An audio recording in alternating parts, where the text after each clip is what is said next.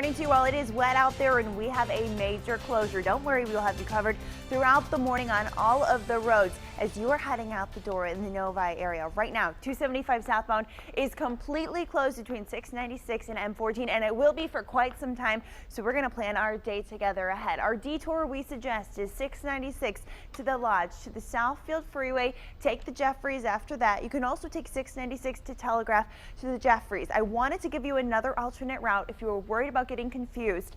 Just take Grand River and you will be just fine heading that direction. It's going to take you some extra time no matter where you're headed. Now, we mentioned those wet roads and we are seeing some issues with some accidents. 94 westbound at I-275.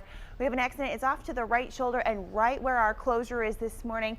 275 northbound at 696. Let's take a live look outside with our 7 First Alert traffic camera. This is what we're dealing with now, folks. Northbound lanes are looking just fine. Southbound, it's dark over there, completely closed. We have team coverage throughout the morning for you. 7 Action News reporter Shelly Childers is live out on the scene this morning. Hey, Shelly, how is this construction going so far this Monday morning? Well, it's just begun, this detour situation behind me. I'm at the area where 96 meets 275 at this interchange. And joining us right now is Diane Cross with the Michigan Department of Transportation. Good morning, Diane. Thank you for joining us. Can you talk to us about why you guys decided to do this all at once instead of keeping a couple lanes open at a time? It really was a matter of funding. You need to realize we really do try to be very fiscally responsible on how we spend the money. If we close it completely, then the workers can work unhindered as quickly as possible, get in and get out at a cost of about $75 million. If we were to have to try to maintain lanes, moving barrels, and really the concrete barrier walls are what are much safer for workers, that would end up really doubling the costs for traffic control. And it just seemed that when we did a survey to the public, everybody preferred that we get in and out as quickly, rip that Band-Aid off. And so the idea, if we just close it down, we can do it safer, faster, and get out. Okay, and so the good news with that, though, is that you guys could do it faster and possibly increase the deadline by which you finish?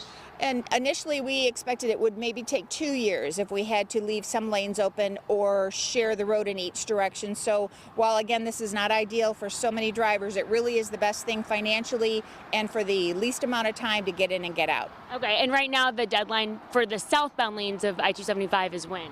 We hope to have this southbound side reopened in July, and I know that's many months away. It'll be a rough couple of weeks while people find their way around, but once they do, we'll get used to it. Then sometime in late July, we'll open southbound and we'll close the northbound side. Okay, whole nother story for July. Thank you so much, Diane, for joining us. And all this project is expected to impact 100,000 drivers every day as they try to find that detour. We have our Jennifer Ann Wilson actually testing out that detour for us right now. Jennifer, how does the detour look this morning? Well, you know what, so far, Shelly, the good news is there's a lot of signage. So if you forget about the detour that we've been telling you about this morning, there's a lot of help out here on the roads. I'm currently actually driving on 275 northbound, the opposite direction. We're going to give you a look there. So this is 275 north. It is open. It's southbound that's closed, but you can see there's still quite a few construction barrels here. We're looping around so we can take another route. We did just drive the official MDOT alternate detour, and that tacked on more than 20 minutes extra than what it would have taken just to take 275 south from 5 Mile to the 696-96 M5 interchange.